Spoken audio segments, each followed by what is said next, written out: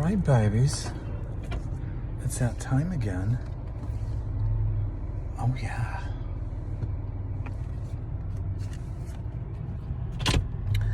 We are in Acts 23. And there we have, unfortunately, the beginnings of the end of Paul's life. People are coming against him because of the challenge of his message, which makes Judaism obsolete. So for that, some of the Jews, especially the Sadducees, want to kill him because he's not only speaking of a different religion and the importance of believing in Jesus and being baptized in his name, but also that he represents himself as a witness to the resurrection of the dead, which they don't believe in. The Pharisees, on the other hand, do believe in the resurrection of the dead. So you have most of the violent threat coming from the Sadducees. And that's really pretty much it.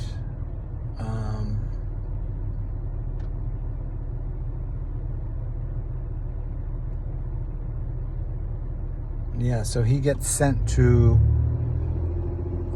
the authorities, the Roman authorities, because they find out that the Jews are, or some of the Jews, are planning on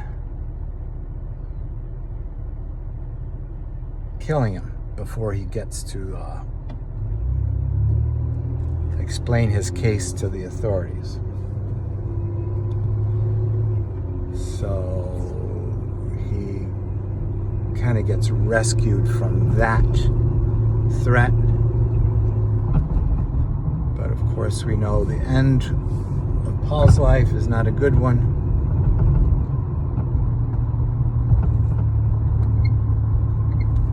Or I should say not a pleasant one. It's good in the sense that it adds to the power of the message that Jesus is true, and to be pressured into not promoting that truth would be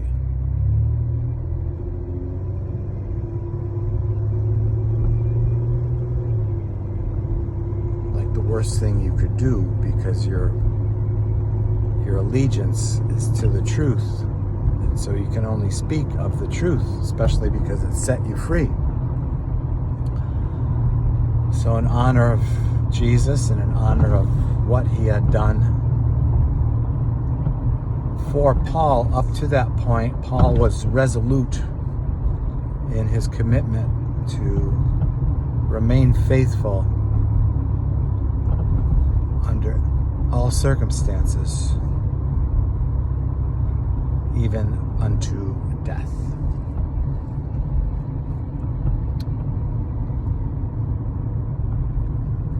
And that's bringing to mind something God kind of dropped in my spirit this morning, because I was thinking,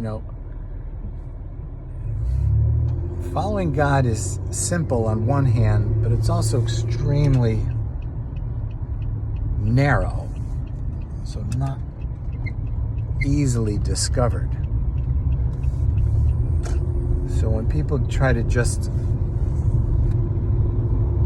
focus on the simplicity of the walk, they're kind of missing the bigger picture, because to actually walk it out is no simple matter.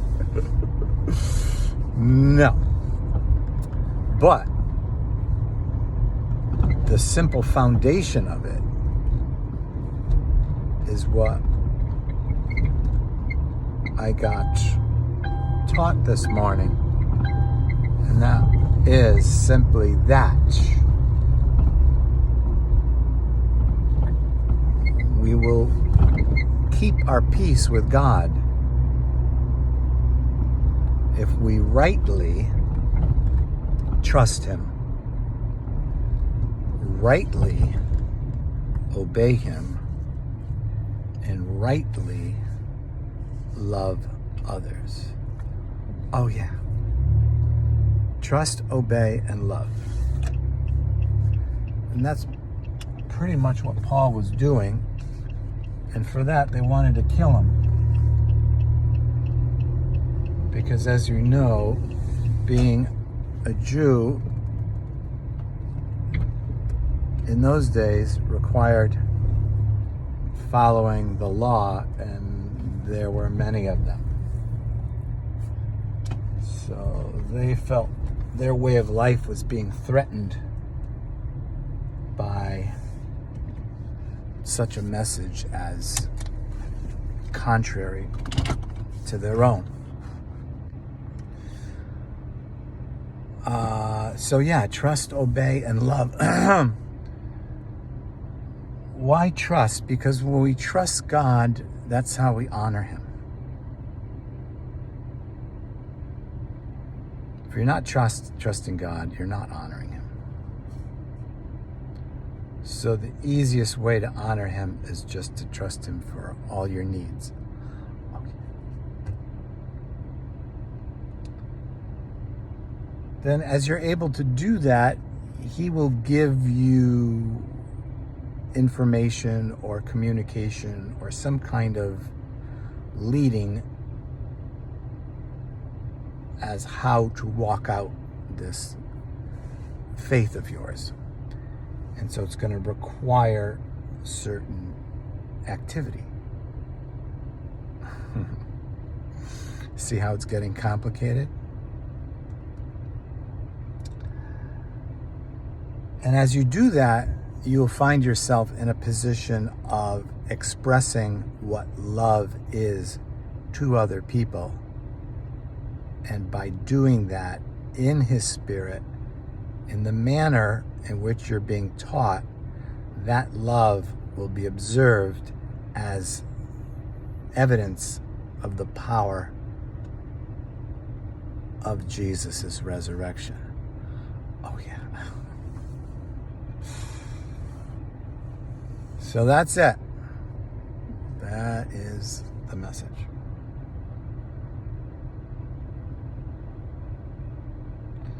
The sun is out today. So I will be getting a little bit of, I get 30 minutes of sun when the sun is available.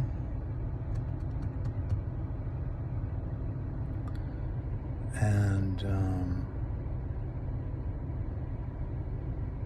yeah, no matter what you're going through, no matter what the circumstance, how crazy it is. In fact, the crazier it is, it's almost better that way. Why? Because you can see it's out of your hands. And anytime something is out of our hands, it's better. When we're in control, doesn't work so well. You might think it is because, oh, I want to do this, so I do it. I'm happy. I'm doing what I want to do. But the fruit of that is extremely limited. Whereas when you're in a position where all hell is breaking loose, so to speak, and all you have is to trust God to intervene however He sees fit, that's the best place you can be in, because then you can't be trying to manipulate and use your imagination as to how you want it to get fixed, and then you try to attach your faith to your own projection, and now all of a sudden you're not trusting God.